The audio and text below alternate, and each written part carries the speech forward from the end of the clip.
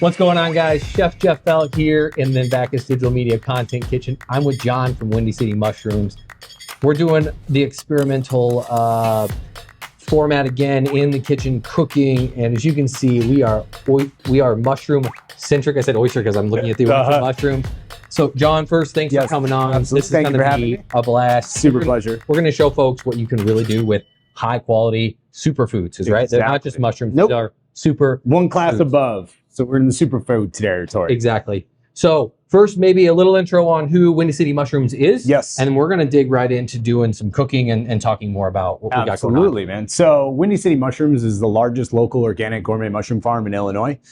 We manufacture the entire process from start to finish using byproducts from other industries, hardwood and soy hull.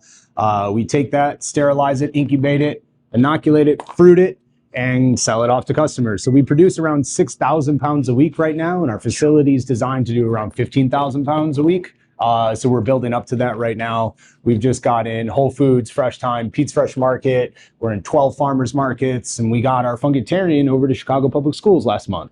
So that, very cool. Thank you. So that was awesome. So yeah, we're on a mission at Windy City Mushrooms to grow 1 million pounds of mushrooms and help regenerate 1 million pounds of soil. The substrate that we grow our mushrooms on then gets donated back to Midwest composters that puts it into gardens and farms all around the state. Wow. And where are you at here in Chicago? So we're in Chicago over on 76 and Pulaski. So we're on the south side over by the Daily College. Very cool. Tucked away. We have a big 50,000 square foot warehouse there. Everything is grown in 8 foot by 20 foot shipping containers, vertically stacked on top of each other. Yep.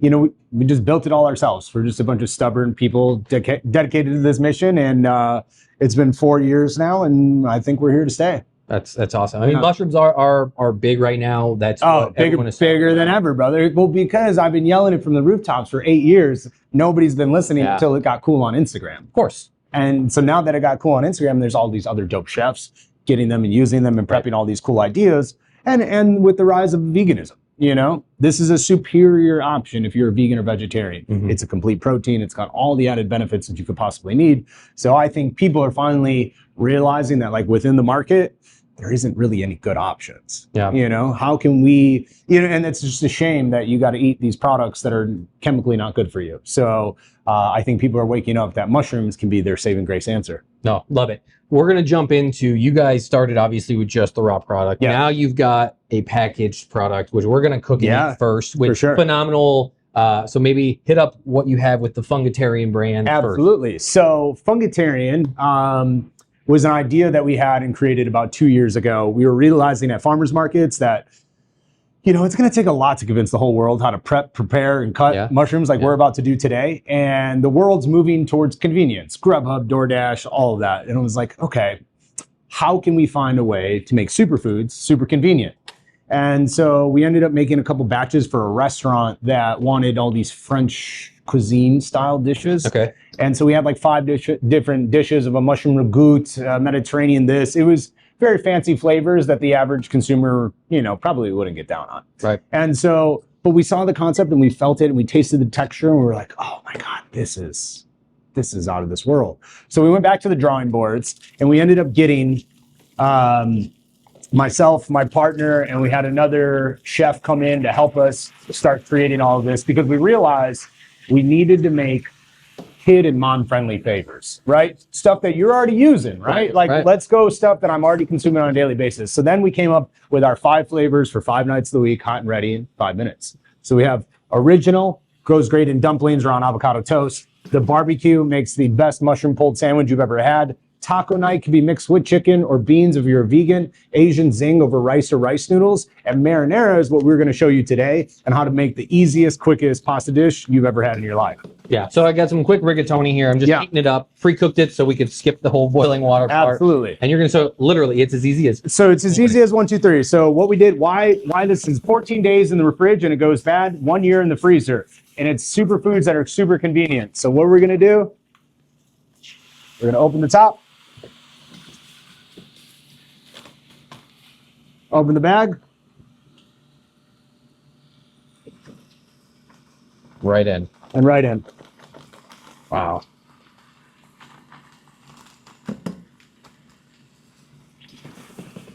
And we're there. Look at that. And all I got to do is just toss. Noodles going all over the place. There we go. Look at this. All we got to do, toss it, mix it. It heats in minutes and it's ready to go. So we literally, all the time, all the prep, all the concern with trying to add superfoods into your diet is taken out of the element. Right. And because it already has all the salt, the seasoning, spices, everything in it, Yeah. well, you don't really got to do any other work. No. You know? Who wouldn't want that, right? Like all I did with the pasta was literally like cook pasta in salted water. Yeah. Heated this pasta up with I kept a little of that pasta water, keep some of that starchiness, because helps even break if you like it a little thinner, absolutely, saucy, right, for sure. And you can always add a little bit more. And even if you want to complement this and add your own sauce, even though I would say our sauce is pretty darn fire. It is. The marinara is good. You don't want to overdo it. Yeah. So, but yeah, honestly, this is the quickest, easiest dish. I make this all the time during the week. I also mix it with like a pack of ground beef, and I can make imitation meatballs with it, do a whole different bunch of stuff with it.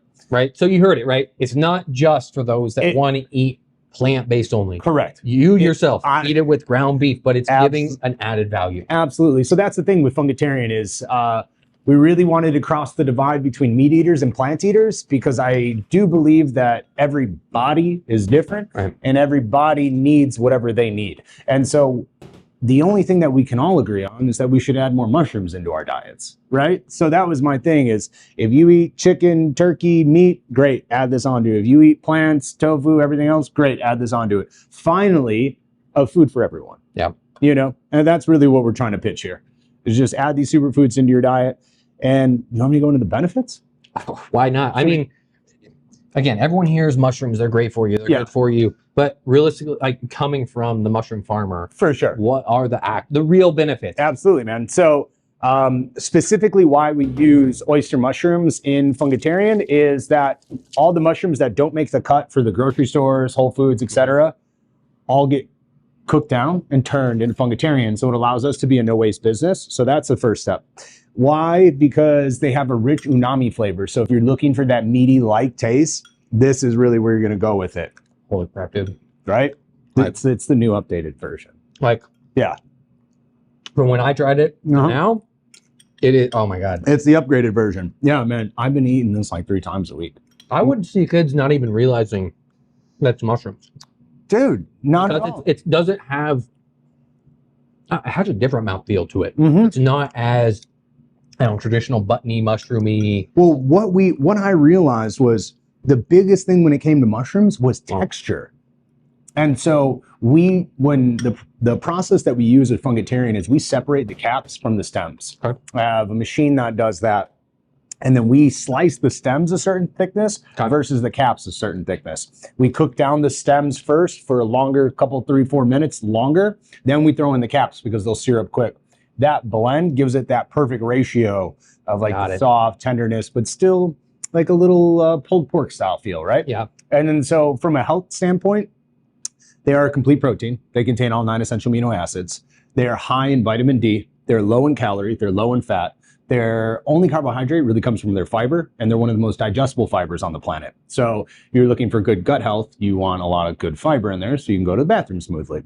Besides that, they have 2 substances in them called ergothioneine and glutathione, which have been proven through NIH papers. If you eat 2 cups of these mushrooms, you'll lower your chance of cancer by about 45%. It's insane. It's insane. That is. Just by putting some food in your diet, Food in your diet. And so it's also delicious, and it's really good for you. And it's the most sustainable food on the planet. So it takes 4 weeks to grow from the bag to full flush, and it only takes 1 gallon of water to grow 1 pound of mushrooms. Right. Can I just read the ingredients? Because people will think, oh, it's a gimmick. Haha, there's fillers. Right? That's what everyone says. All day. Everyone says. So I'm going to read these ingredients. Let's run it. Organic oyster mushrooms. Yep. Crushed tomato. Tomato paste. Yellow onion. Water. Marsala wine. You can taste that. That's I can. You see it? Yeah. Oh, yeah. Avocado oil. Basil. Carrots, garlic, salt, oregano, ground pepper, molasses, red chili flakes. That's it. That's it. There's no word I can't pronounce on this that says like how to benzodiazolate. You know what I'm saying? And that was the point. And I know we were going to go into this later. I've been fighting against poison food for over 10 years. And my thing is, if I'm going to put out a product out there, that's why people keep asking me to make it shelf stable and do all these things to it. But in all reality, the world, America, needs real food. Yeah. And the reality is it just has to stay frozen. And why do you have food in your fridge past 14 days in the first place? Exactly. Well, 14 days fridge is still a good fridge crazy life. shot. For sure. 14 days and then again a year in the freezer. It's very darn easy, good. especially coming in a packet as simple as this that you could just put in, call it a day. Literally throw it in the fridge overnight. Absolutely. And honestly, at this point, since we actually make all of these, we have our own kitchen over on the south side as well. We're in the plant. They have like a bunch of other businesses, so we have a commercial kitchen there that we use. We do the entire process. We get in all the spices, weigh everything out. We cook all the batches out of a gigantic tilt skillet. We even hand fill all of these things. Wow. So the entire process stays with us. So we know that we're giving the most superior, healthiest, clean product that we possibly can. That's awesome. Yeah. All right, let's set these offside. Yeah, for sure. Just put them over here. There you go. We'll be going back and forth. And next, what we're gonna do, right, John, is I think you're gonna actually show. And again, I am the first person to say it and wholeheartedly say that I've never been the chefy chef that's done every super fine dining thing and for sure. knows how to break everything. I don't. I'm always learning. Yeah. And when I saw this originally, was like, I've eaten it. Yeah. But have I broken it down? No, because I've never been in an atmosphere. Absolutely, right? that could do it. Most chefs haven't, man. You know, I don't care Michelin star. A lot of people haven't had access to this. So maybe explain, the mushroom you're going to be breaking down and kind of how you're breaking it down as you're doing it, and then what we're going to do to cook it. For sure. So we're going to go steaks first, right? Okay. Cool. You know what? Instead of dipping in there, because the Worcester is so strong, I'm going to take a little spoon from there and I'm just going to dump it on. Oh, sure. After we do that, and we'll land them here and then we'll go into it. Do we have any other salt and pepper that we can add onto here? Yes. So, perfect. So one thing that we should do, we can kind of go through this. We'll take this little guy. So what we're going to be working with right now is lion's mane mushrooms. Lion's mane mushroom is a coral fungus. There's about 6 different varieties of them. This is called a pom-pom lion's mane. Okay. This is your standard. This is what everybody knows, and this is what everybody sees. So this is what we grow. And the cool thing about it is it has this awesome fibrous material. So we're going to break this apart. Oh, wow. And if you see on the inside there, that looks like a chicken breast. It does. Right? It looks like shredded lobster, It's fabulous. So I call it a decadent sponge because it can really absorb or take on any flavor you give it. It has a neutral, earthly taste. So it's not overpowering. And so when I am prepping it, I'm going to go all force because people don't realize its thickness, right? So when you come down, and we're going to go here, see if we can get this across. Yeah, look at that. There we go. We'll take that. You almost got like 2 steaks. Yeah, we got 2 steaks for sure. So look at that. Yeah, that nice, thick, double-sided. I mean, it's beautiful. It's gonna feel that. Yeah, it's like pillowy, but dense. But dense. I don't know if that's the right terminology. It's a dense pillow. It's a dense pillow. Right. Absolutely. So once you're separating them like that, and we're gonna do it the fun way with the chicken nuggets that we're gonna do. Yeah. So that'll be nice. But now we've got little cutlets, and so even if it's rounded over, that's okay. It's still gonna end up condensing down because they are like 80% water. Yeah. Right. So it will cut down. So, but at this rate, we can put these off as a bunch of little cutlets, and we'll simply salt them up a little bit. Now, would you want to season these right before cooking? Again, given the amount of water, right? You think of things like a zucchini, right? You salt it too early, which in some cases you want to. It's kind of draw moisture out. Yeah. So is the same thing going to happen with these? Not necessarily. Okay. This won't be as bad. Okay. But I do like to just add enough seasoning on there. Normally I'll do both sides, to be honest. You just never know, right? If a parent's trying to get busy, and the last thing you want is to do it, and then all of a sudden it gets messed up because seasoned it too early. For sure. So right now I like to go. Yeah, if you want to bust open that oil. Yeah. And then we'll get a little spoon for the. I think I've got one right under here somewhere.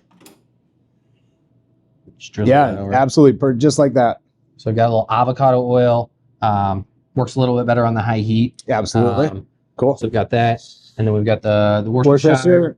You get that kind of like steak color, plus correct. A little. So yeah, the other way that you and I were talking about is you can take beetroot juice, a little bit of soy sauce, some spices and seasoning, and put it in a Ziploc, and then soak it for about 12 hours. And then so all that juice will really go into it, and it'll be super. So shameless plug. I do a lot of work with Hinkelman vacuum sealers. Yeah, okay, run it. We could exasperate, and I actually want to play and try with this. Oh. We could actually speed up a marination or an infusion that normally takes 12, 24 hours. I can do it in like about, an hour? I can do it in like 20 minutes. Oh, baby. Okay. So we can really. So we've got some fun stuff coming ahead of us. Yeah. So yeah, and the Worcestershire is more so just for that imitation color. Go ahead. Yeah. But look, it's absorbed like right into instantaneously, right? It's going right in. Yeah. So you know all that flavor is going to soak in. I'm glad we didn't soak them. They would have been drenched in it. But little salty. Just a little bit.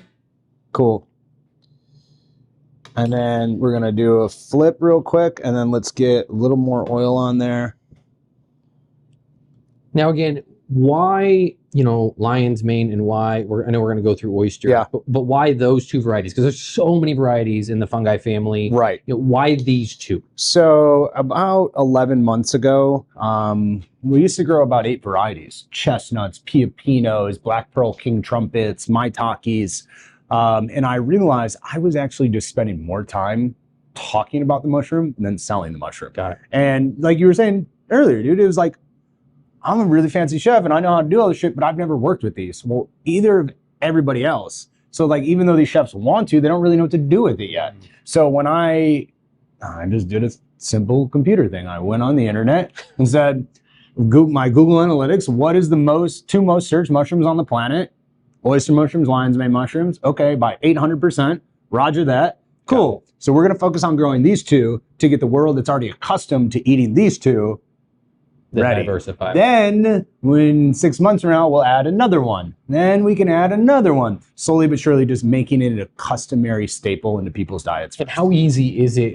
And this is something I really want to get to the facility and actually visit and do. The second video we're going to do, he's going to come to the facility, and you guys are going to get to see this magical little land that we live in. What is it like then? From a production standpoint. And again, we can get into when we go there, but. Like if you have to switch, a lot of places when they have to do a production run and a switch, it's a whole thing. And they don't want to do it because of the amount of time. Right, of course. What is it like at a mushroom farm to be like, all right, well, we need to switch out mushrooms. Is it pretty easy or? It's pretty damn easy. So most of the strains grow within certain parameters, but we have tech put onto our shipping containers that can change and modify that from our phone. But the actual beginning process starts with grain spawn. So we used to do that in-house, but now we buy from a local person like an hour away from us. So what he does, he has a little mushroom lab. He gets wild strains or other strains that he finds, cuts off a little wedge of it and puts it on an agar plate. An agar plate is just a sugar medium where the mycelium can grow on because it loves sugars. So after that plate grows out, he can then take a chunk of that agar and he puts it into a bag, say a 5-pound bag of grains. That little wedge eats the entire bag. So literally, instead of getting lion's mane and oyster spawn, we then just get maitake spawn. And we just get that spawn because we're still cooking substrate bags, no matter what. Whatever we put in it is our decision. Got it. So yeah, simply as just telling our spawn supplier, switch this out, boom, done. And we even have to do, like right now, I'm getting all new strains in for summertime to acclimate it. Because even though we have some AC units and we do everything, I'm still in a gigantic old warehouse that built plane tanks and all this other shit. Yeah. And so to keep that place cool is tough. But with mushrooms, unlike cannabis or anything like that, you can get strains that are more open to 75 degrees, 77 degrees. And in the wintertime, they like cold, and my facility is a little colder, so we bring on winter strains. So really, you can acclimate yourself strain dependent, but you got to just have access to it. Yeah, for sure. Yeah. Okay, so are we seasoned this? These are good to go. Let's throw these in and see how they roll. All right. So I've got so we don't smoke up the kitchen. Yeah, here. absolutely. Nice grill plate going on here, and I'll just slide that out. Go ahead. And we're gonna literally just slap these right on. Absolutely. I mean, you can hear it's like. Oh man, it's searing perfectly. All right, so we've got these 4 we got going on. I should have moved this guy up a little bit. Cool. All right. How long do you think we need to? So normally in the pan, I go about 15 minutes. Let's check at 7 and then go from there. All right. Deal. Kick this up.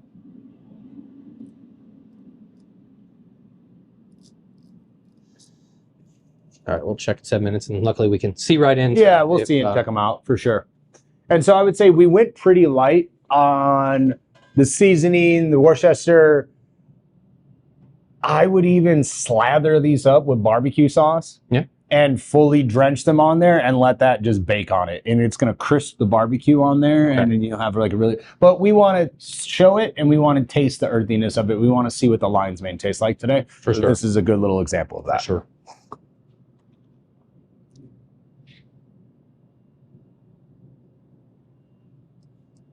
Okay, so let's take these extras. Yeah. We'll maybe throw them in here. For sure. Or you know what? Or you want to do the nuggies? Let's start taking these from the nuggies. Let's do these for the nuggies. That's All right. it. That'll be fun. Yeah. So we're gonna do some lion's mane chicken nuggets. Lion's mane chicken nuggets. Super. Honestly, whoever thought that you could eat 50 chicken nuggets and not feel bad about yourself? Not me. No. Finally, you can. So, easiest way. So you can almost just pull it apart, right? I mean, Dude, I pull it apart and then I press them flat. Oh, okay. That's it. And then so that flatness allows them to sear quickly. And if you have too big of a nug, you know. So you just bake them off then, right? Like yes, traditional nugget, you're frying. Absolutely. I air fry them. I can bake them too if I really wanted to. But yeah, I also just pan sear them. So we'll just take, as I'm doing that, you can dip and dip, and All right, then if we we'll want to stick. pan sear, then let me just move. Yeah, we'll just flip that around. Flip for these sure. pans. Absolutely. And I'll do that here in a second. Yeah, I'm just gonna keep pulling apart, pressing and flipping. All right, so we just got a basic egg wash. Yep. Breadcrumbs. I'm gonna season up that breadcrumb, a little bit of salt, a little pepper, and then a little garlic powder, a little onion powder. And again, you season it however you want. Get pre-seasoned breadcrumbs. For sure, yeah. That's what I was saying. We use Italian bread seasoning, breadcrumb seasoning sometimes. Just depending if it's not filled with a bunch of terrible other ingredients, you know? I like a lot of oregano. Got it. Yeah, same. Big oregano fan. Okay. And so then all we're going to do is go right from egg wash, and we're going to go right in breadcrumb, and then we're going to sear. Then we're going to sear. Side to side? Yep, you got it. I'm going to throw on a little glove just so I don't get egg all over myself. For sure.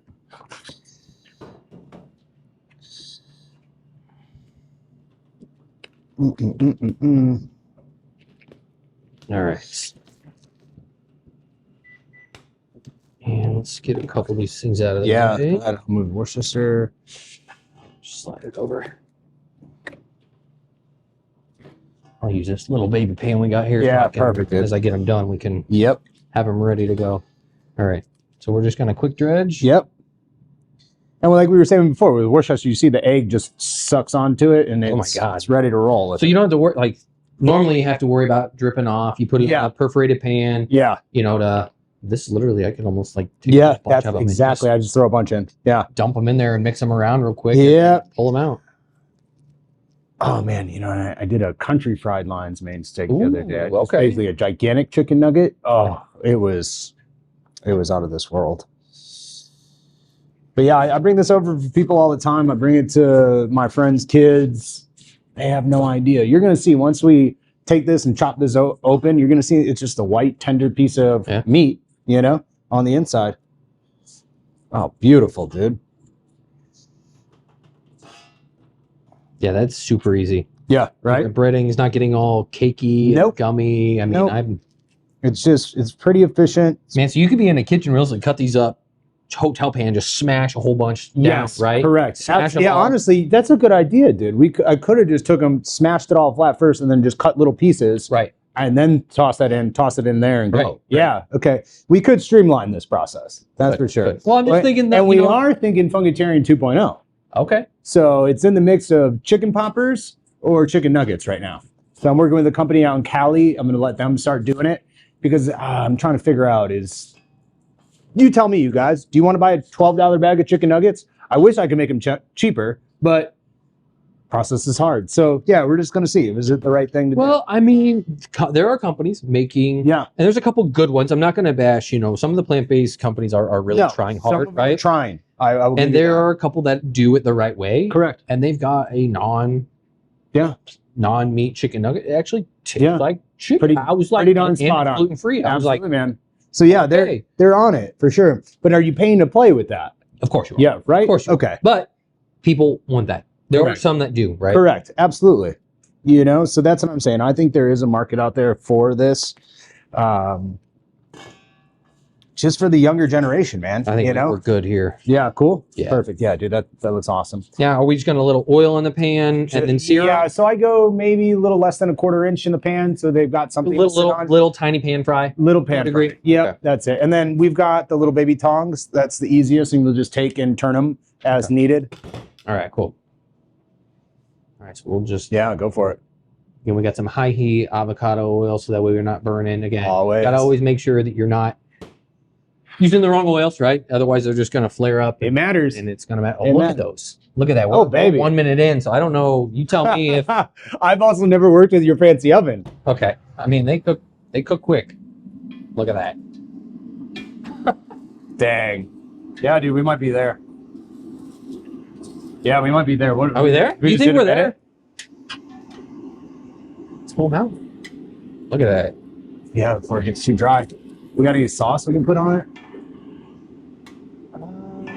Let me look in the cooler Yeah, see see what we've what's got down here. But I mean, dude, I mean, it's check that out.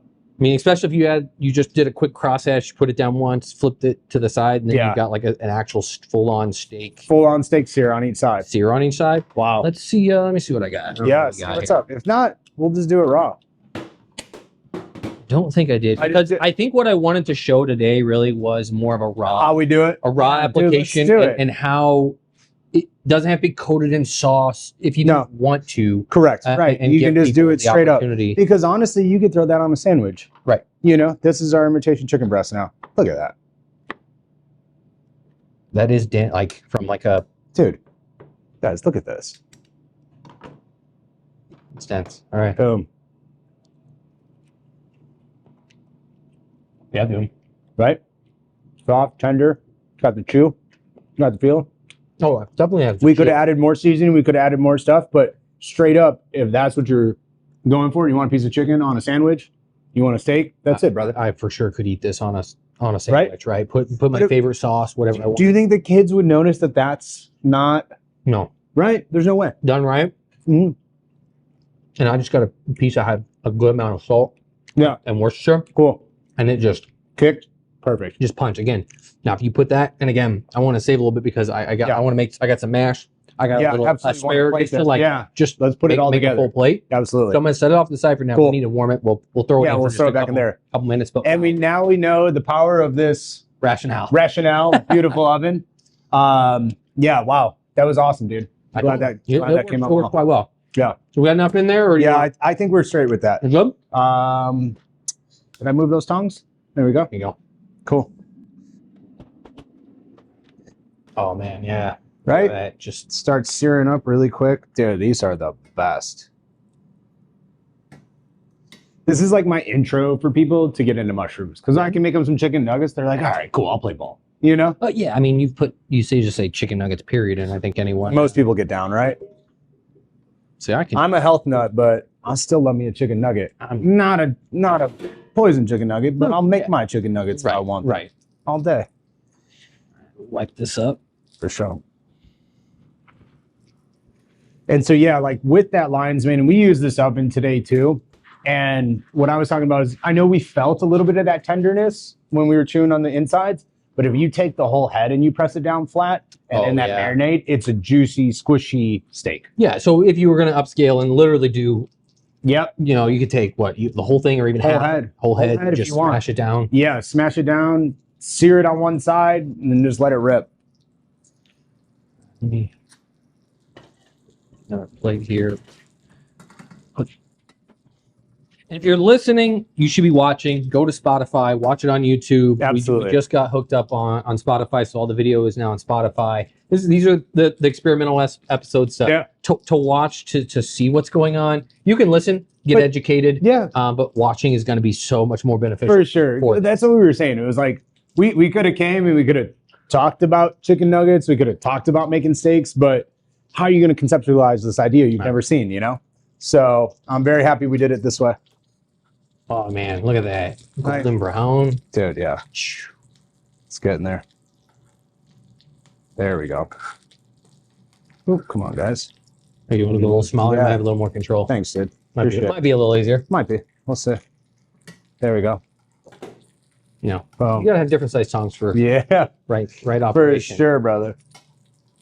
Oh man, yeah. Look at Dude, that. now we're going.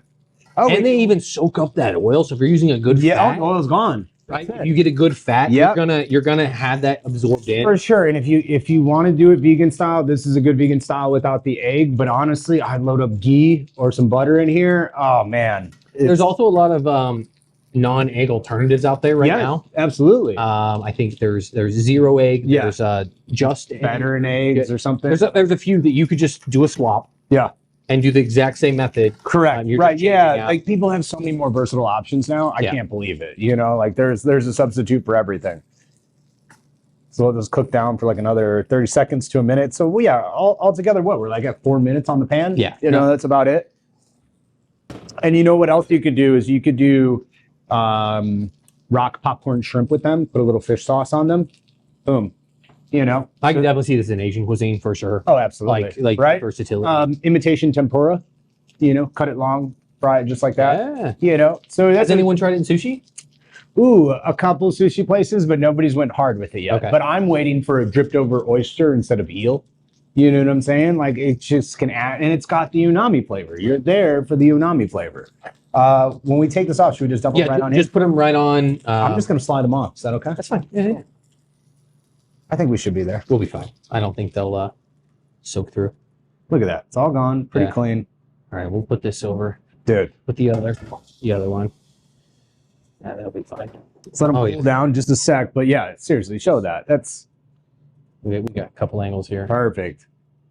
And I'm a glutton because I love things like ripping hot in my mouth. Yeah. I'm a glutton to eat stuff really hot. So Run it. I don't. Yeah, let's do it. Holy shit. Yeah, it's a chicken nugget. Hold on. You know what we're gonna do? I like to let them cool a little bit. So then I take.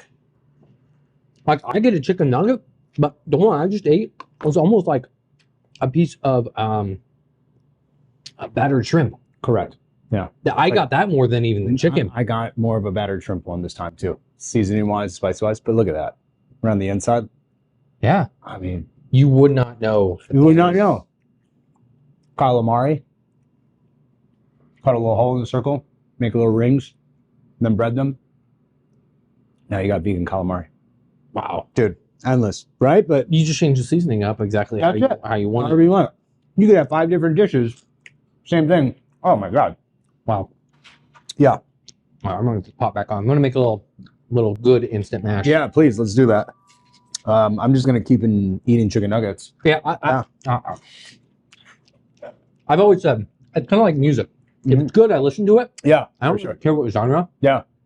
it is. When something's good, I just keep eating it. Time to get down. I don't care what it's For made out of. sure, brother. I'm with you. This And is luckily, like- this is healthy. So freaking good. Yeah, man. They're freaking. I would have never thought. No, dude, it's wild, right? And all that egg, it's tender.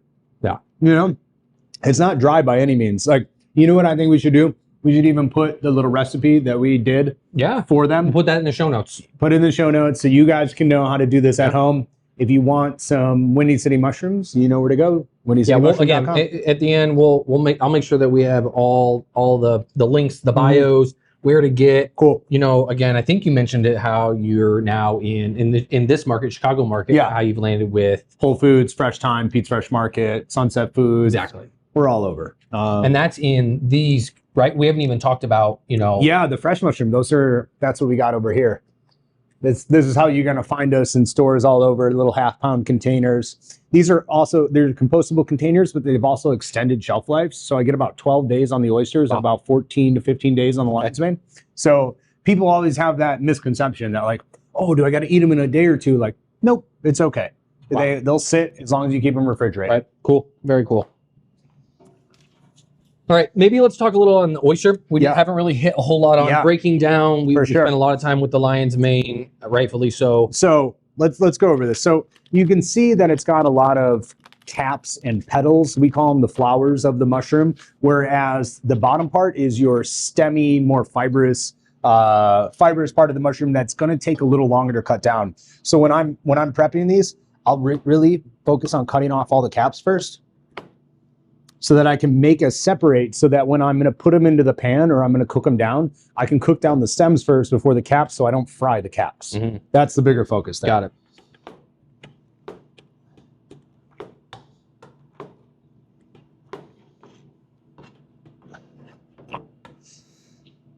that out of the way. So now we got our caps over there. Then we got our stems. I want to eat these, but I want to show a full plate. Yeah, no, go ahead, dude. We'll cut off a little more of that end. So I'm going to bring these back in focus. I've got a little asparagus that I blanched and shocked earlier. Again, tiny bit of oil on these. A little bit of seasoning. Just to show what a plate could look like. Correct. Yeah. Both. I'm going to snag those. Go right ahead, brother. Okay, so we've got caps. And we got stems. And I'm going to go about the same size, thickness. I'm always going to go a little bigger on the stems because I'm going to let them cook longer. Got it.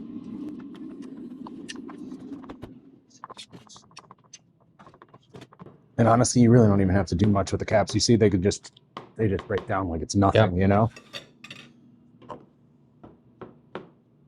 Well, you could even potentially, because they've got some durability, a Roboku, or a buffalo chopper or something that just needs it in, out. You could throw that in and it'll easily mix it up. I process them all the time because I'll make a ground meat imitation with it. Yeah. You know what I'm saying? So I put it in the compressor and it does the thing. That's something I may play with and show in the education space with some of the equipment that we use. I think you should, yeah. The versatility of this and being able to blend that up into a paste almost. Right. Because, you could easily use this, but if you did want your own, right? You have your own proprietary sauce or blend. You know what you're doing, right? You're just swapping out an ingredient. Correct. And putting in yours. Yeah, and putting in a superior product, right? Wow. Done in... almost that. I like a good char of mine. And I would say the biggest thing is like, don't... That's still hot. Yeah. Wow. Dude, it still is. Yeah, it retains that decadent sponge again, you know? Wow. So like, don't let this intimidate you. Yeah. You know, simple as let's cut down the caps, let's cut down the stems. We know where our fibrous material is. We know it's going to cook down fast. Season it up like you would anything else, your favorite vegetables, your favorite meat. And really, it's just all about getting them added into your diet. What about, could you cut these and leave more of a hole and do like a really cool roast? Or smoke? So even? Honestly, I have a restaurant over on the south side, Heifer Barbecue. They dry rub the entire cluster and smoke it for hours. Yeah. And it just comes out fully done. You could also just take the petals, and I have friends who pan sear them, breaded, and then turn it into an oyster mushroom sandwich. So there's really versatility. We don't got to chop, and we can pan sear the entire thing. You have the gills down on there, and they're going to absorb the rest. Wow, dude. We're like fine dining here. So look, very simple. We did the lion's mane steaks, which again, you could put a sauce. There's a whole lot. We didn't crosshatch. We went simple today. Yeah, basics. Again, a basic asparagus. And then honestly, I went with an Idahoan. Yeah. Their powder product is basically just dehydrated potatoes. So again, super simple, super clean. Made in literally boiled water, added to the mix. And we're done. You have instant mash in literally like 2 minutes. Dude, that's amazing. Yeah, honestly, it was like done. Yeah, it is. If you want to grab your spoon. Yeah. Which was this guy. Cool. Thank you, sir. I mean, just to have like a full, I'm at a restaurant and I picked this up, or I'm even at home. Oh, wow. Look at that. Oh, yeah, you're right. When we hit the Worcester side, it's fire. See if I can break that off. Dude. A little asparagus. Some mash. You know what I'm saying? Like, that's an easy meal. Do you feel like you're missing anything? No. No. That's my whole thing. I feel like I'm only gaining from this. Yeah. This is incredible. Instantly, a couple minutes on the asparagus, couple minutes on. Yeah, look at that. I mean, it looks like, I can imagine a whole head. A whole head, man. Oh, yeah. We'll see the tenderness, the thickness in there. Man. But yeah, that's your imitation right there. And honestly, I do hate using the word imitation as much as I do. I try to get that point across with it. Right. But in all reality, we need to start realizing that we just eat mushrooms. Right. It's not an imitation. This is just a lion's mane steak, and that's what we're doing. And we can cook it well and make it taste delicious. So why wouldn't we? Right. And that's, yeah, man. I mean, it's just, I love it. Ooh, I do love jerk seasoning on these. Ooh, that's awesome. Like a blackened jerk tacos. Oh, baby. My mind's going. It's going. Lots of stuff. All over the place. Man, there's a lot we could do. Yeah. With, again, just 2 products. I mean, we're talking 1,000 different possibilities. Oh, yeah. Easily. Easily, right? Oh, that was delicious. And I'm selfishly Yeah. bringing back the Let's eat some of those, the for Nuggs sure. because I am in love with these. Yeah. Okay, there's something else on the table Oh, yeah. we haven't talked about and I haven't seen. Right. What is that? So let's go through this. I'll line that up for y'all right there. We got cordyceps, lions, chaga. Okay. So these are medicinal mushroom tinctures. Okay. I have a friend who's a chemist for the University of Alabama, and he is a devoted mushroom grower and extraction maker.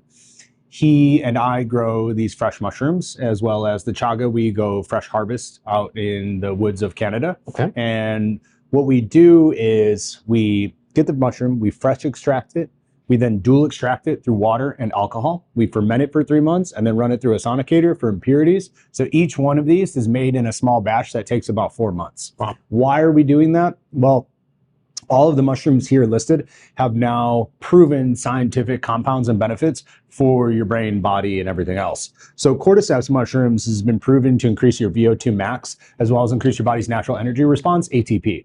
So they used it in the 1993 Asian Olympics, and they were saying there was a bunch of controversy of it because these track stars were just crushing it. They're like, dude, all they were eating was cordyceps mushrooms. So they've done more and more and more research on this one being used for fitness industry and working out and allowing more oxygen to your body while you're working out. It's a great thing. Cool.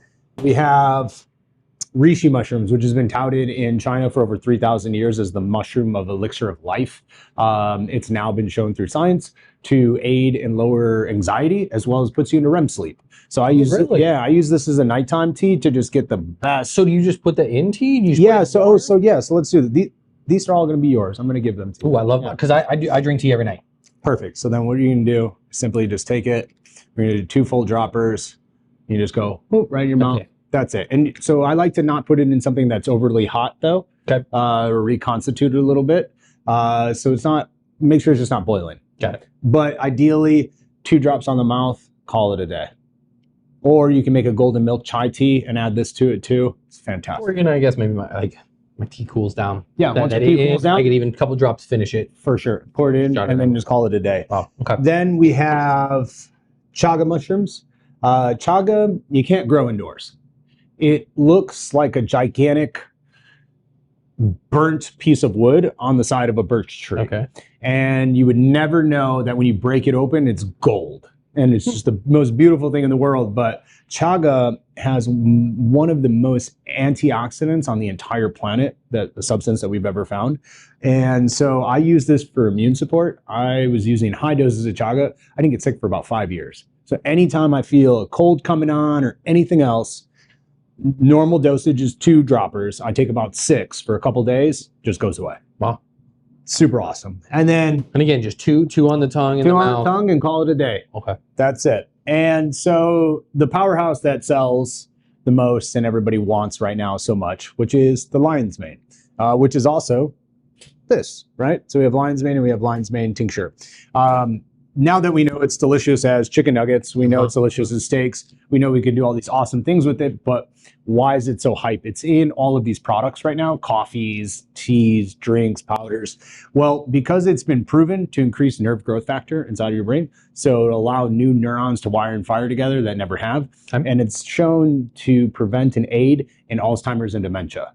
So, which is one of the only substances on the planet that has been proven to do that. Wow. So if you're looking for better focus, clarity, and concentration, I highly recommend using lion's mane. I used it, probably started using it about 7 years ago, and I got completely off of Adderall about 6 years ago. Wow. Just using high doses of this because it keeps me very clear, focused, concentrated. Wow. And the biggest thing about this is it's not a drug, right? It's a subtle supplement that's changed you on a cellular level, right? And so people notice when they stop taking it. Really? More so when it's like, oh, I noticed it, but then they stop and they're like, whew, here comes the brain fog, here comes this, here comes that. So ideally, take this for a month, you'll be a super genius. We'll do the next one and we'll go from there. So yeah, we do these medicinal mushroom tinctures as an additive because there's a lot of marketing companies trying to be mushroom companies. And so they import and bring a lot of, and that's what we should definitely inform people is you should really know where your mushrooms are coming from. If you're taking supplements or you're taking any types of powders or anything else, we just know now that like I can call up a wholesaler in China and 10 grand, here's my logo. They'll send me cases of lion's mane and I can put it on Amazon and I just have no idea what's in it. It's not regulated by the FDA. It's not regulated, right? And so I don't know what's in it. And when I started this and I was going to do more products and stuff, 600 more companies came to market. Wow. And I know every mushroom farmer out there, right? There's not that many mushrooms getting grown. So I tell everybody, be careful, be safe. And mushroom coffees have all of those in it, right? But it still has caffeine. Mm-hmm. If you want the medicinal mushroom benefits, just take the medicinal mushroom benefits. Right. You're just taking some weird concoction powder that has coffee in it. Right. Just drink coffee and then take these. Yeah, you need to know your source. You need reputable sources. You need to know, just because everybody's trying to cut a corner, you know, and why are you taking filler when you're taking medicine? That doesn't make sense. Right. And we know that like each one of those, every time you're doing the 2 drops, you're getting about a gram equivalency of dosage. And we know through the papers that you need about a gram to 1.5 grams in order to have a benefit. And if we're going to take something, we should make sure it works. Yeah. I'm going to pull up a seat because what we normally talk about first is background, bio, how you got into it. You hear John talk a lot about, he's got a lot of technical terminology. and by, this is no offense, look at you'd be like, right, how does this guy know this stuff? So I think it's important to really explain your background, and then how that led you into the mushroom space. Right. So I've been a health coach, life coach, personal trainer, and nutritionist for about 15 years now. Been doing it since I was 18 years old, and I got kind of my grandfather was like the head of Reynolds Wrap and retired at 65 and became a personal trainer. And so like, that's where my passion for it kind of stemmed in. And so being in the health field and as well as a competitive bodybuilder for years and years and years, I dove down into the science of nutrition. And so I was doing nutrition coaching and training clients. And so over the years, I've gotten really, really, I'm a curious little son of a gun, you know? So I was like, you know, like this food that we're eating, these supplements we're taking, just doesn't seem like it's the vibe, right? Like it just seems something's off. And so I started looking into more of it. And once I realized that all these supplement companies are just lying to everybody and they're not actually putting the ingredients that they're putting in it, and it's kind of bullshit, I had this just awakening that everything I learned in personal training and because, you know, when you're doing it for 18 years, you know what I'm saying? I've been working on it for 18 years. And I realized like all the stuff in the books and all the stuff, because I got around dope other trainers who have different modalities and they're movement coaches and they're this and they're that. And I was like, like using gym equipment really isn't the ultimate be all answer. So once I realized that I got kind of misled with personal training and fitness, it kind of opened me up to the eyes of like, okay, well, what else is going on around here? So at this time, this is like 8 years ago, I co-own a gym. I have 50 plus high-end clients. I train 8 to 10 people a day. I'm doing online coaching. I'm a semi-pro bodybuilder. I'm flying all over the country. And I'm the best I've ever looked and the worst I've ever felt. Wow. So, you know, on one aspect, to the world, I look amazing, 5% body fat, everything looks like rock star, you know, I'm making great money, it's wonderful. But during this time, I ended up tearing my L4, L5. Okay. And so, nothing against my doctor, but he prescribed me 5 Norcos for the pain. And instead of making me sleepy, it gave me energy.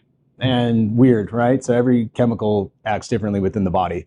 And so it had an adverse effect with me where it gave me energy so I could keep going. So instead of resting and allowing my L4 or L5 to repair, I was like, okay, cool, I can go to the gym.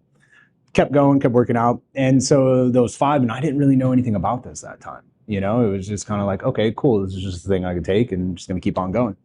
And so I started eating 5 a day, 10 a day, 15 a day, and got all the way up to 20 a day. And so during this time, I was up to eating like 20 a day. I was taking Adderall. I was drinking Monsters. I was having coffee, pre-workouts, training 10 people a day. It was just nonstop craziness for about 2 years straight. And I realized, you know, oh, wow, I'm heavily addicted to these opiates. I have to figure this out. So at this time, I've been a caretaker for my family for over 15 years. And so at this time, my grandfather and my mom passed away, and I only have my grandmother left. Okay. I was like, okay, I have to make sure I stay alive. I can't leave a 90-year-old woman here on her own. And so I started getting on the internet, started finding like, how can you cure yourself of opiate addiction? And so I found kratom. Kratom's this herb that you can take that helps alleviate opiate receptors. I ended up just using that all the time, so it didn't alleviate it. And then I went to the doctor and they gave me Suboxone. Suboxone's like a methadone, but fancier. And so you're just addicted to the Suboxone, though. It's just a perpetual system game.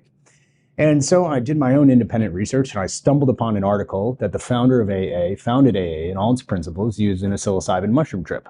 And at this time, there's a lot going on, but I was also it's okay, because psilocybin right now is getting a lot of movement, a lot of traction. Absolutely. I know folks like Tim Ferriss has got a lot of money and research into using medicinal mushrooms the proper way, under supervision, under prescribed physician. Absolutely, with the therapist, under everything else. So I was, I was also a partner in a bioidentical hormone replacement therapy company. So I was doing that. So I had all of this knowledge and access around me. And so I knew at the time that the only two things you can die from are alcohol withdrawal and benzo withdrawal. You can't die from opiate withdrawal. It just is terrible. So I was like, okay, just had an aha moment. Like, okay, I think these mushrooms could do the same thing for me.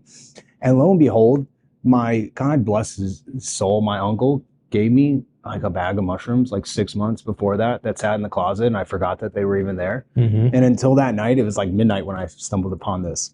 And I was like, oh, let's just do it. You know, I didn't read much into it, just took it, ate 4 grams, and tripped all night, had a come to God moment. God was like, I'll save your life.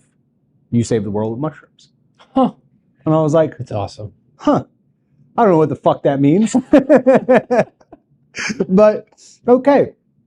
So I woke up the next day. It's about like 11 or 12 o'clock in the day, you know, get my day started, you know, and I just looked around and I was like, I don't have any craving. I mean, I don't want them. There was just no desire to put anything else into my body except water and real food. And so over the next 2 days, I tried them again and again, and I stopped vaping and I stopped caffeine, and all in 1 week. And so that's a lot. That's a lot in 1 week. And so from that moment on, I basically decided to listen to my God message and to carry forward on this. And I didn't know anything about this. Like I said, I've been a nutritionist and personal trainer for over a decade. And I've never grown anything in my life. I've never done any of this.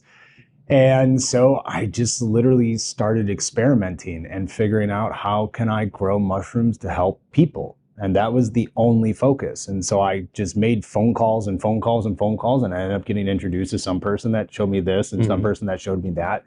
And I basically got obsessed with cordyceps mushrooms. Cordyceps is like the little one that we have here. Everybody was like, oh, it's the hardest one to grow, but there's the most value from it. So their pounds were going for like $500 to $800. And so I was like, okay, well, if I can figure this out, I can make a little lucrative business. So I literally threw away my whole training career, stopped training all my clients, got out of my gym, and used my entire life savings to sit and figure out how to grow mushrooms for 3 years. And I literally sat in a laboratory that I built myself and just started manufacturing cordyceps mushrooms. And at this time, it was during COVID, right when COVID was about to start, I was like, okay, I've kind of got this cordyceps process down. I know I can scale it up. I just need more space. But I was like, you know, cordyceps isn't going to save the world. We need gourmet mushrooms. So I'm sitting on the internet one day and I stumble upon an article again, and it was this mushroom farm, Mississippi Mushrooms in Missouri, going out of business. And somebody was going to come demolish their area, whatever. So, oh, fucking great. Mushroom farm, I could just buy the equipment. I'll bring it up to Chicago. We'll just do this. So I go down there, grab the equipment that I need from him, bring it back up to Chicago, February 2020. And then boom, next month COVID hits. Yep. And everything closes down. Couldn't get in products, couldn't rent out spaces. People were being weird about everything. So I was just stuck at a standstill. And I was like, okay, fuck, I have all this equipment. Luckily, I had a friend who let me store it up at his horse farm and put it, I mean, it was, you know, it takes up like 5,000 square feet of space, you know? And so at this time, I ended up going back to the cordyceps. And I was like, all right, well, I'm going to manufacture these like crazy. So I turned my entire townhouse into a mushroom farm. The basement, the middle floor, everything. And I was growing, you know, 15, 20 pounds of these things a month. And I got on Etsy and I was selling them off on Etsy and other people who were making supplements with it. And I ended up then meeting my now partner, Guy, who was a failed shrimp farmer and mussel farmer in the middle of the hood in Humboldt Park, and decided to convert into a mushroom farmer without ever growing anything, without ever logical. doing it. That makes so much sense. Total logical, Total right? logical. So what he had though was he had some restaurant connects. Not connects, he already had customers, right? So he was like, hey, I'm done with mussels, but I'm gonna grow mushrooms. Would you take some? So he had a couple customers growing, but he was still buying in blocks. We were still trying to figure out the whole process. And the funnier part was the person told me, was like, hey, you know there's a mushroom farm down the street from your gym? And I was like, get out of here. Like, no, there's not. I've looked this up for 2.5 years now. No publicity, no nothing. I walked down the street, 10 minutes, and I knock on his door. I was like, dude, what the fuck is going on here? So I walked in and I was like, dude, I'm obsessed. Like, let's go. I have all this mushroom knowledge. Like, do you want to partner? Do you want to do anything? Do you want to get down on this? I was like, I need more space for my cordyceps. My house isn't cutting it, you know? Mm-hmm. And he was like, all right, man, like let's join forces. We created Windy City Cordyceps and we started growing mass amounts out of there. And in the meantime, he needed a new mycologist and I knew mycology. So I started doing all the mycology, creating all the grain spawn, keeping all the cultures, managing the grow rooms. And so basically I got thrown into this crash course of just full-on mushroom production. And that was 4.5 years ago. And then over 1.5 years, we built it up to about 40 to 50 restaurants. And we're like, okay, cool. The demand is coming. Me and Guy both agreed that the demand was going to hit far greater than there was production for. Mm-hmm. But we knew that we had to, if we wanted to make it a price point that works for everybody, we had to do all the hard work. Yeah. And so we realized we had to do the manufacturing, which most other farms weren't doing at the time. So put all our life savings into it, got our funding, moved to our 50,000 square foot facility, started building that out. And now 2.5 years later, you got Lion's Mane chicken nuggets. I have Lion's Mane chicken nuggets. Uh-huh. Crazy. That's an incredible story. Thanks, man. And I wanted people to hear that because it's a true testament of if you're passionate about something. Absolutely, brother. Go for it. 100%. If you believe in it. And the message that you're delivering isn't, again, one of a BS or a gimmick or a marketing scheme. Correct. Like you said, like marketers are trying to jump in. It's like, yeah, I'm a mushroom farmer who believes that this is actually going to change the world, help people. Absolutely. As a whole. I believe mushrooms, oyster mushrooms, could end world hunger. They're the most sustainable food on the planet. And it's something that we skipped over as an entire 100-year generation that just decided to not look at the last food group that's here. Like, that's what I try to tell people. We didn't create a business, we created an industry because it didn't exist before this. And now where this is about to go, oh my God, you know, it's unreal. Like an entire industry is about to be created full of real food. So in a world where we're facing all this fakeness all the time, I believe it's a standing hope for people to be real again, you know, to be truly humans and eat real food. Yeah, I absolutely love it. I had a blast today. Dude, go thank ahead. you so much. Drop. Where do people find you? Socials, website, all that. Obviously, it'll be in show notes. But where do people go if they want to learn more about this? Yeah. So if you want to follow us along, Instagram is the dopest place because we do a bunch of cool reels and we have partnerships with a bunch of awesome people. So Windy City Mushroom on Instagram as well as Facebook, and then on our website www.windycitymushroom.com. Right now we are offering nationwide shipping of fresh mushrooms and Fungitarian, but I'm going to put a halt on it this month just for the 3 summer months. It ends up being more problem than it is success. So you can still order Fungitarian on the website. You can still order the tinctures, but for right now, fresh mushrooms are going to have to wait till the fall to be sent back out again. And you can also find us at 12 farmers markets all around Illinois. We're in the Green City markets, Naperville, Winnetka, Barrington, Wheaton, Glen Ellen, Geneva, and the other Naperville market. Wow. So you can find us all over Illinois, but honestly, follow us on Instagram. That'll help us out. And if you ever want to come see the facility, we offer tours to people, and we can't sell out of our facility. It's a wholesale spot. But if anybody ever wants to come see it to learn, teach their kids, that's what we're here to do. We want to create a future of Fungitarians and the younger generation. I can't imagine if I got this information at 8, what I could do with it then. Yeah. You know, so I really want to press this off to the younger generation and get their little minds going crazy. Yeah. So I brought the mushrooms to the studio. The next step is for me to go to the mushroom farm. Yeah, that's gonna be the next video. It's gonna be do dope. a full walkthrough, another pod of literally everything you talked about. People get to see the production of it, get to see that growing, the initial phase, you know, some of those terminologies. Yeah, and no one's ever seen this before. Exactly. You know, that's the cool part is it's going to open up your eyes. So we can expose that, and then maybe I can work on something where when you drop for that free shipping or whatever, maybe we can drop like a discount code. We can definitely drop a discount code in there from the Fell Into Food website or something like that. We will help you guys out. And honestly, if you guys ever have any more information, I can put my email contact in there. If anybody wants mushroom information or knowledge or anything else, I'm here to help in any way fast if I can. Great. John, This has been fascinating. So visit, you've got to eat. Windy City Mushrooms absolutely blew my mind today in these preparations, these methods. We'll also try to put all these recipes, as simple as they were, into the show notes so that way you can easily do them and probably snip it down even some of those so people can just do it quickly. And super quick and run with it. Throw them on Instagram or whatever. So yeah, please tag us. Show us how you Fungitarian. That's what we would love. Awesome. Well, until next time, we'll catch you on the sunny side. Peace.